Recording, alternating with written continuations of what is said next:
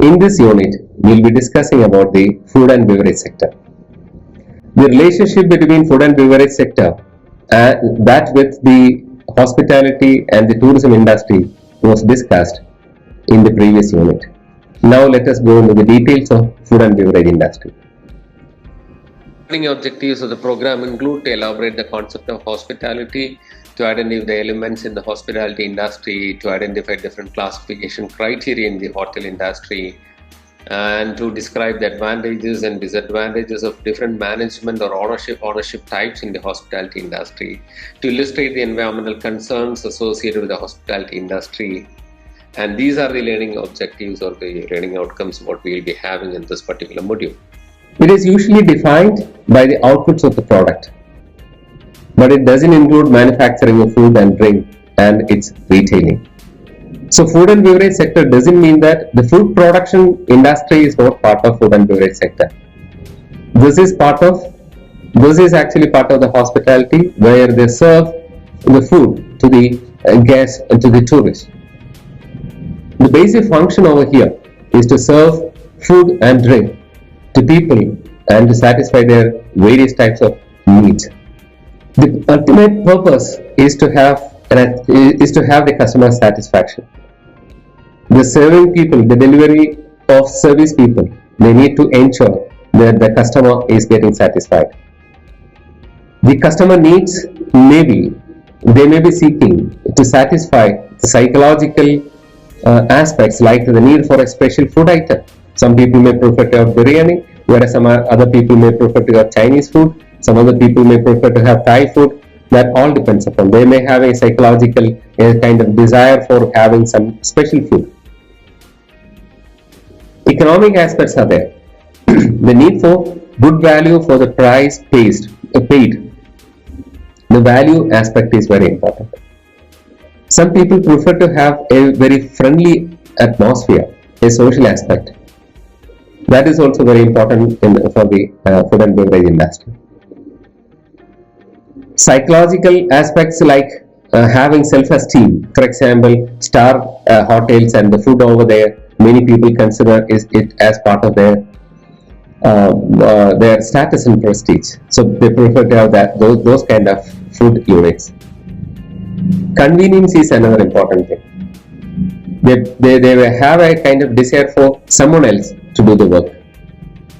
So convenience is an important where they get food services on a convenient location and sort of things.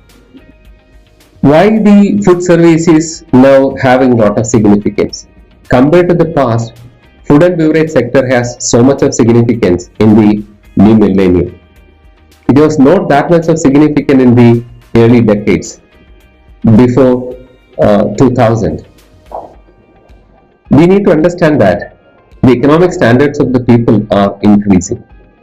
The disposable income, the amount of disposable income that are there with the people is also having a significant increase.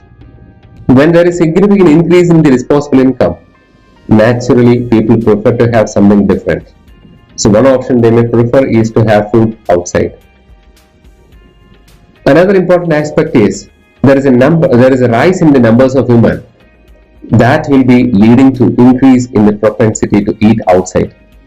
When women are working, naturally the time they get for cooking and spending time for cooking the food would be less. So sometimes once in a while or maybe frequently they may prefer to have food from outside.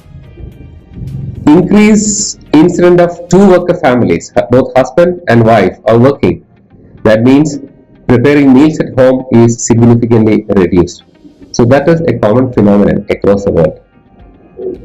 The new generation people and the movement away from traditional family pattern have caused more people to eat outside. That is also important. When the household item was large, there will be many people inside. The number of people inside would be high. So naturally, they can share the work inside and they can share cooking as well. So that the opportunity for cooking by other people inside the home would be high. But nowadays, independent nuclear families are there, so they may prefer to have food outside as well, and they may not be having enough time and the time for dedicating for cooking. What are the characteristics of food and beverage sectors? We need to understand that food and beverage is an important part of everyday life. Everybody needs to have food for their survival daily. So it's a daily activity. It is a very important part of everyone's daily life. It's a highly fragmented sector. Lot of different kinds of units can be seen. Lot of different types of business establishments can be seen in the food and beverage sector. It creates a lot of employment. It's a service industry. It's a labor intensive sector. It needs employees in the kitchen. It needs employees in the supply area. It needs employees for managing and administration activities as well. It encourages entrepreneurship. More people they can have their own businesses in connection with food and beverage sector. It promotes diversity through many different food concepts and cuisines. That is why local foods have a lot of significance nowadays.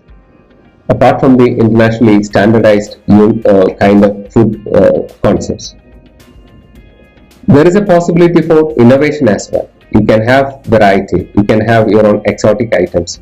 You can have innovative items. So innovation is possible in the food and beverage sector.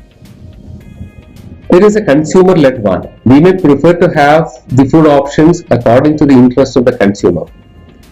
For example, if you see the food outlets connected near a particular school or a college, so the food items that are being served will be that matching with the interest of the students. But when it is near a hospital, the food varieties may be different. When it is in the heart of the city, again food varieties may be different. So it's a consumer-led one.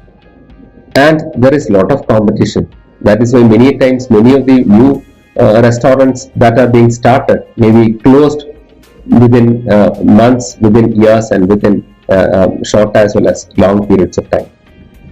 And this industry fulfills the basic needs of people, physiological needs of the people.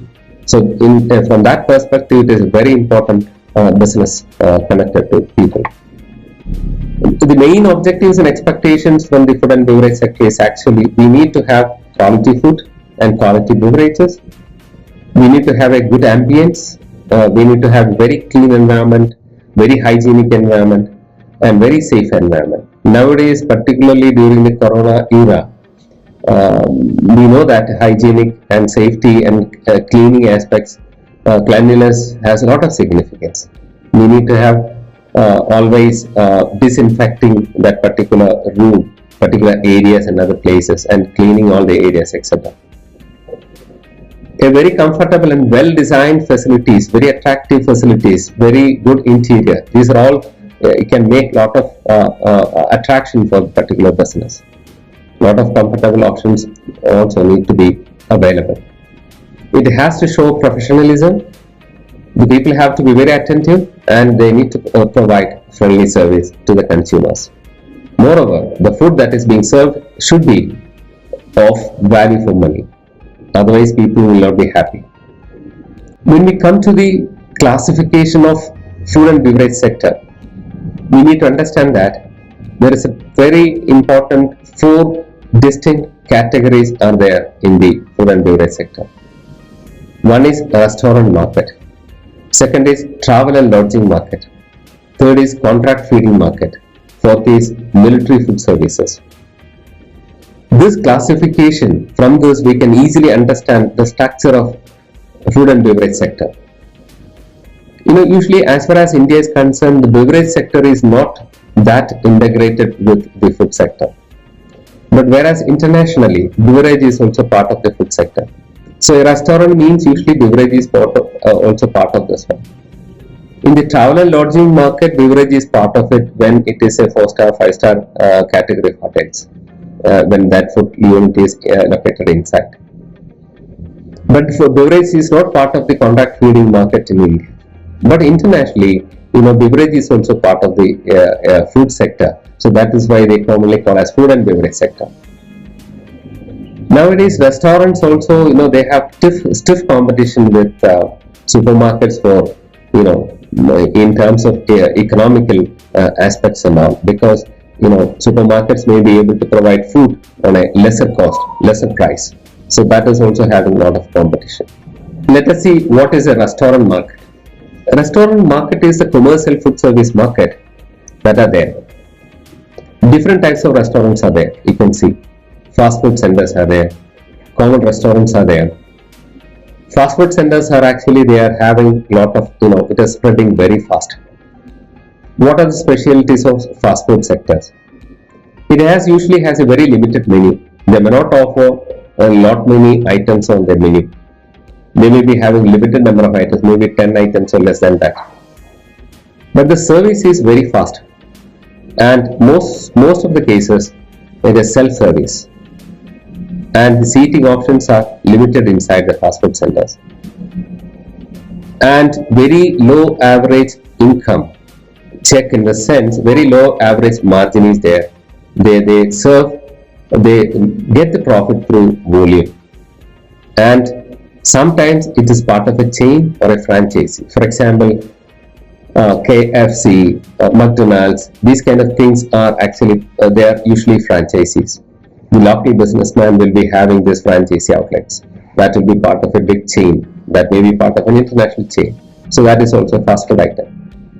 Whereas restaurants are actually it's a wider concept. It will be offering rest or facilities inside, and they have inexpensive menus and convenient food options are there, but counter service is limited, where their profit margin can be low or moderate, and longer operating hours are there. Usually they will be operating from morning till bit late night.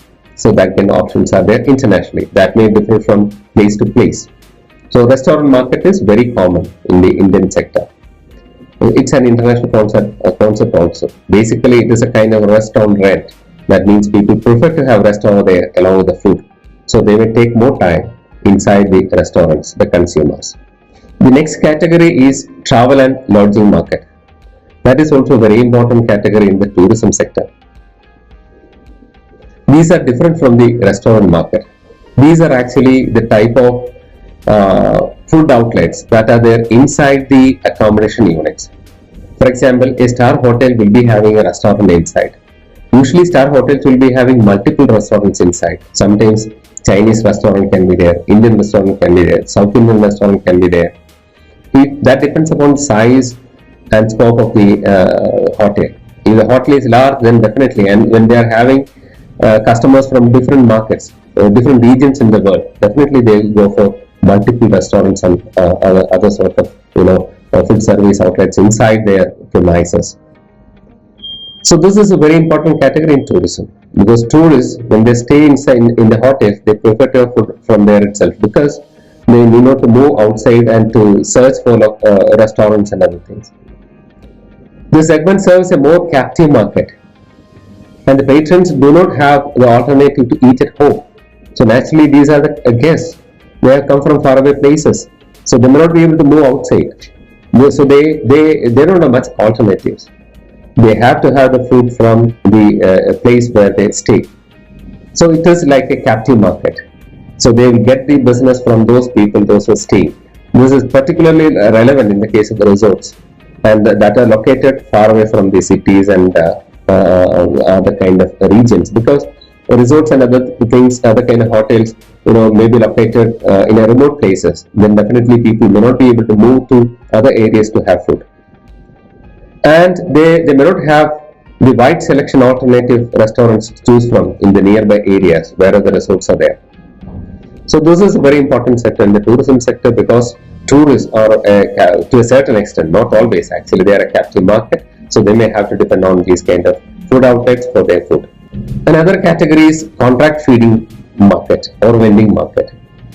This is actually the kind of food that are prepared on a large scale or on a massive scale and provided to certain kind of group of people. This is subsidized or welfare food, and the beverage that may be defined as those operations in making profit from catering services. And it's not the outlets as the main concern. It may not be having an outlet. Rather, this will be part of some kind of establishments. It can be part of a hospital. It can be part of a hostel. It can be part of a college or any university. So, for example, canteen attached to a university or a college is an example for this. There, the mass cooking is there, and lot many customers are there. The variety may not be that many, but the rate will be less. Subsidized food will be offered, welfare food will be offered. So that is the specialty. The customer base and motivation for eating dissimilar to commercial sector. These are not same as whatever the motivation they do have. They are not same as that in the case of restaurants and others. Healthcare or hospitals are an example where the food is served. That is an example for contract feeding. Schools and college feeding, prisons, and recreation options when they are having group customers and all. So naturally, these kind of customer feeding services is very important. The contract feeding, as the food service industry become more technology complex, people demand more quality food, more quality in food service, and contract feeders are becoming the expert in maintaining quality levels. The growth of contract feeding market is a cost reduction, and the contract feeders are competitive because of economy of scale and hurting small operators. Sometimes small operators are getting a stiff competition from the side of the contract feeding market. Food and beverage sector is a large variety of sectors are there. Commercial options are there. Subsidized options are there, as I said in the case of contract feeding. Open market is there, like hotels, restaurants, pubs, fast food and takeaway center. Restricted markets are there, like travel catering, clubs, contract food service, function and event catering. Event conferences and there also contract feeding services are possible. Subsidized or welfare food options are there. Employee catering and institutional catering are there. Contract food service for employees, in-house catering for employees. Then in the case of institutional categories like schools, universities, colleges, hospitals, the services like military services. Military is a separate category usually, because that will be under a lot of control. Prisons, care homes, geriatric centers, etc. Inside the food and beverage options also, self-operated units are there, businesses are there, franchisee agreements are there, as in the case of McDonald's and KFC. All these are franchisees usually. Management contracting is also there, outsourcing is also there. So these kind of ownership options are there in the case of food and beverage operation service sectors as well. If it is self-operator, the owner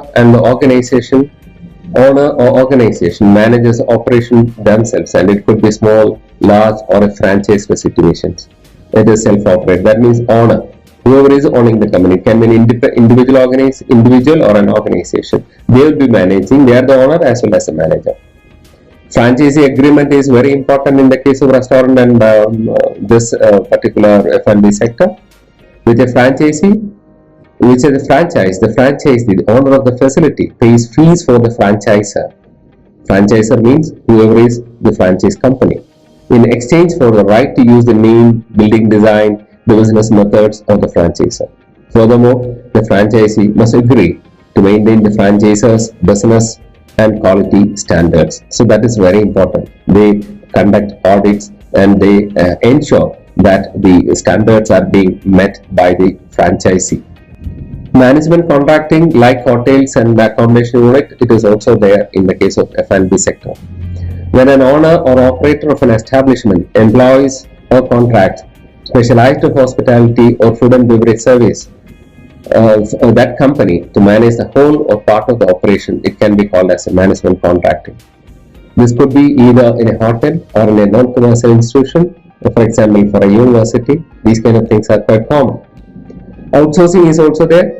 Increasingly, hotels are realizing that hotel-run restaurants are in some cases unprofitable due to many residents opting to dine at non-branded outlets. In such cases, the hotels may go for outsourcing. They may have some agreement with some other restaurants or other kind of food outlets, and as and when they need food, they may order and the food will be reaching. Therefore, the new and emerging trend is where the hotel forms a partnership with a restaurant or a coffee chain or a bar bar brand that would operate from a designated area within the hotel. Different food production methods are there, like conventional method, traditional method is there, centralized production method is there, cook kill production method is there, cook freeze production method is there, zoos wide food production methods are there. In the case of conventional, where it's a kind of traditional system, traditional part is method in which the purchased raw materials is cooked and everything has to be from scratch, hence it is very labor intensive. This is an expensive way of running a kitchen because a huge manpower is required to operate it, and space and equipment and energy requirement is also very high. So this is what is the conventional method. Centralized production system is also there. It involves the separation of the production and the service components. Food that is centrally produced and is either then distributed to the different points of services. It may be transferred to ready to serve method. For example, when we host an event, it is better to have a centralized production system and we can bring the food as and when required. Cook-kill production method is there. It is a process of food production, packaging and rapid chilling with storage under controlled refrigeration, and it's a very commonly used in high volume institutional settings. Its advantage is that it can benefit all types of operations in different departments like banquet kitchen, recreation facilities, etc. Cook freeze production is another one, where production, storage, regeneration method utilizing principle of freezing to control and preserve qualities of processed foods. It requires special processes to assist freezing, like source reheat when needed. It requires high-speed low temperature at 20 degrees Celsius. Choose-wide operation is another method. It's also a different type of method. It's a method of production, storage and refrigeration utilizing the principle of vacuum to control and preserve the quality of processed foods. Individual portions of prepared food are placed in a special plastic pouches. The objective is to rationalize kitchen procedures without having a determinal effect on the quality of individual dishes. It acts like a good way of conserving fruits such as apples, pears, etc. Now, what are the different types of food services? Waiter service is there. It involves transportation and service of food to the customer rather than the consumers collect their own food. That's a common one, waiter service. Counter or bar service is there. In the bar service, the customer sits on the stools or chairs at a counter in the shape of which it may be a straight line or depending upon the particular establishment. Self-service is there. In the self-service method, it may be described in which consumers collect their own food as part of their choice and no service staff comes to the table. Buffet service, it is another method of food service which is modification of true self-service. Eurasian service is also there. It's in a manner. It's a type of dining that involves courses being brought to the table sequentially. American service is also there. A portion of food placed on the plates in kitchen and served to the guests by a waiter. French service is there. In the French service, each food item is served by the server from the platters to the individual plates. A la carte, it's a very common one. A la carte service. It's used in the reference to the menu of items priced and ordered separately. That's a very common method. In the restaurants, when we go, they provide the menu and we order whatever we prefer. That is an a la carte service method. They cook after that and they serve after that. Table d'hôte, set menu in which it is normally consists of 3 or more courses and usually 1, 2 or 3 as per the course is very important. Menu planning is an important activity in the food and beverage sector. Menu, we know what is a menu actually. Simply, for a definition, we can say it's a statement of food and beverage items available or provided by that particular establishment. So it will be having the list, its cost, etc. will be provided. Its quantity also mentioned at times. It's an advanced plan for a dietary pattern over a given period of time. So it can be planned for a diet. It's a plan of a dietary pattern as well. Why we are doing menu planning? It is done to meet the nutritional needs, that recognition that the food is, it's a part of a treatment and part of medical therapy. So that is entirely connected to physiological, health related aspect. It will help to plan the meals within a food cost. We need to understand what will be the total cost when we consume food. It simplifies the purchase, preparation and storage of meals.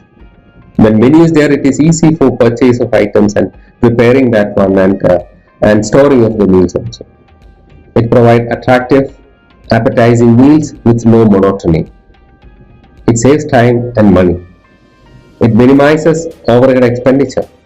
For example, the fuel, electricity, water, labor expenses can be reduced drastically by having a menu.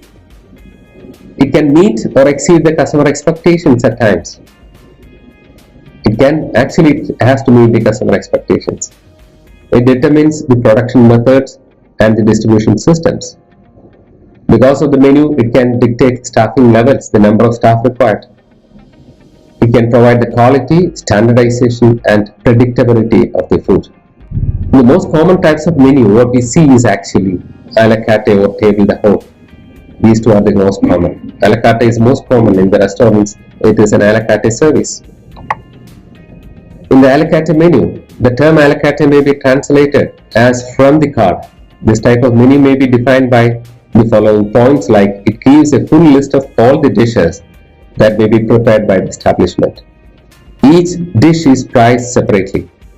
A certain waiting time has to be allowed for many of the dishes. That means they require the food to be ready to be served. Some dishes are cooked based on the order. In the table d'hote, the definition of table d'hote menu is covered by the following aspects. The menu has fixed number of courses. There is a limited choice within each course. The selling price of the menu is fixed, and the dishes provided will all be ready at a set point of time. Restaurant sector, when we think from an entrepreneurial perspective, it has lot of failure rates. What is the reason? Restaurants have the highest failure rates in the hospitality and in the tourism industry. The most common reasons are, many people consider restaurant as an easy option. It is perceived as an easy entry business, but requires a lot of expertise. It requires a lot of management. But this is not being considered by the entrepreneurs. They immediately start a restaurant, but after some time, they may have to close it down. Another important reason why the sector fails quite often is a lot of competition is there. The sector has extreme competition. Moreover, the demand is varying actually. Fickle nature of customer base. It may not be having demand all the time. Some cities will be having highly seasonal demand base. Moreover, the franchisee companies, they may favor chains and their own outlets better, so that the other units may be having high failure rates.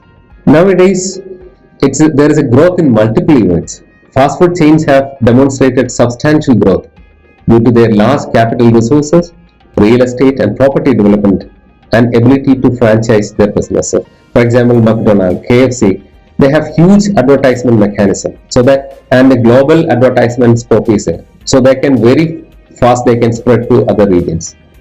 On the other hand, restaurant market, it can be family owned, it can be specialty restaurant. The cost and of marketing etc. will be too much, so it may not be able to run at a very profitable level always. Cost of land, cost for the construction, cost for furniture, cost for the fixtures and equipment, all these are high. So it has to be managed by a single owner. So that is the reason restaurants may be having lot of difficulty in running on a long term unless and until it is being operated very effectively and efficiently. To conclude, we studied the concept of hospitality and the industry of hospitality in detail, and various elements of the hospitality industry also we discussed. And we know that the hotel industry is classified in multiple ways, and various classification criteria has been discussed, and different types of management and ownership types in the hospitality industry are discussed in this unit, and also the environmental concerns associated with the hospitality industry we discussed in detail. With this, let us conclude this unit.